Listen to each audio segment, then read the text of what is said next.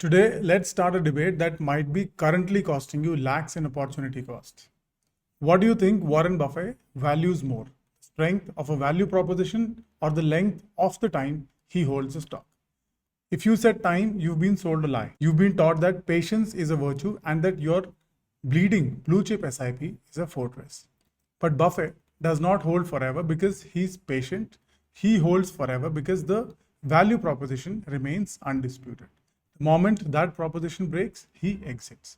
And that's what makes him the most successful investor in the history of this world. And as of May 2026, the value proposition of the old India portfolio has disintegrated.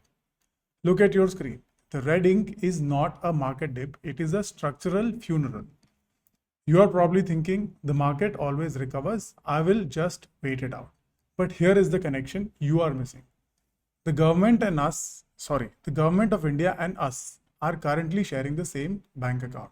When the Strait of Hormuz closes and oil hits $114, the state does not just send a polite letter to the Gulf. They pay the bill and they pay for it using our purchasing power.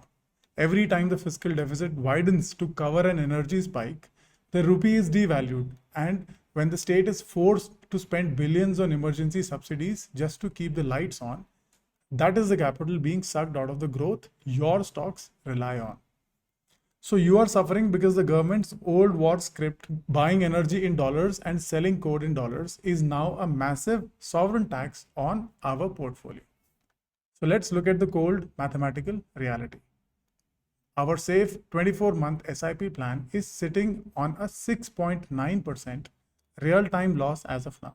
In 2026, the time in the market is a trap if you are in the wrong sector.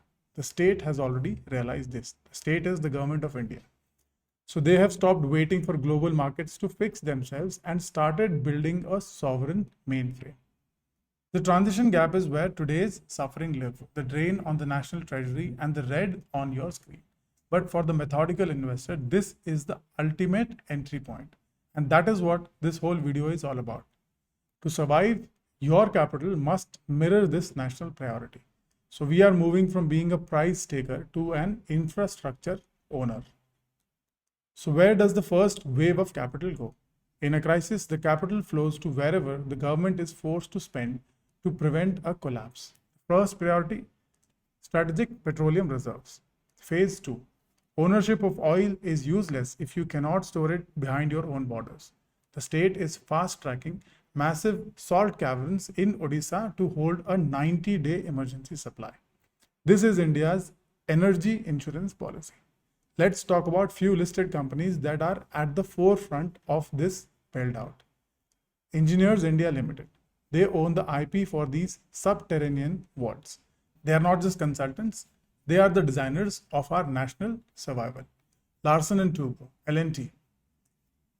When the deadline is yesterday and you need to hollow out a mountain, there is only one balance sheet big enough in India to handle the engineering risk.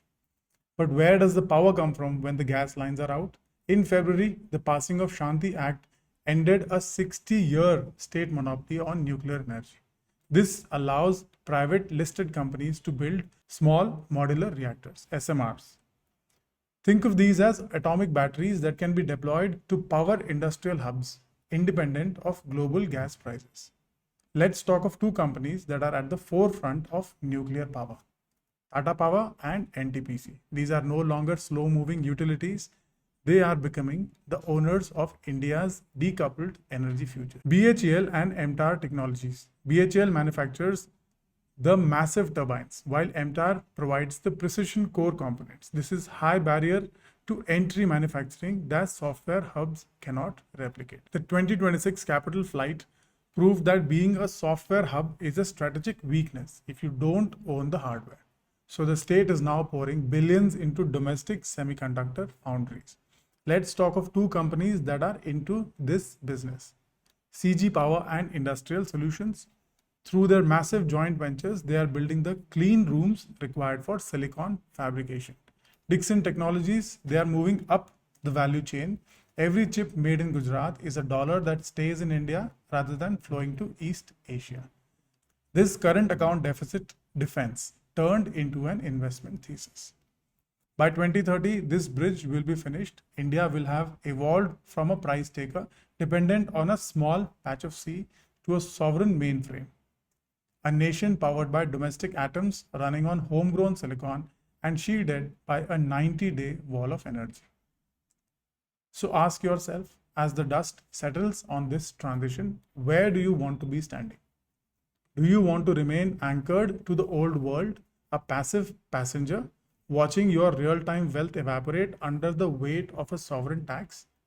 Or do you want to be the architect of your own recovery, owing the very atom, silicon, and steel that will define India's next decade? The math of 2026 is binary. You either fund the legacy that's failing or you own the infrastructure that's replacing it. And the bridge is being built. I hope that you are the one holding the deed and not just the one who's paying the toll. This video was meant to be an eye-opener. Maybe you will be inspired enough to look closely at all available opportunity at the time of this crisis.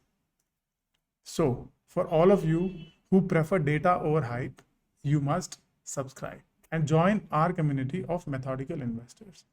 Thank you for tuning in and watching this video, and thank you for your time. I hope you are able to find out and create this next best portfolio.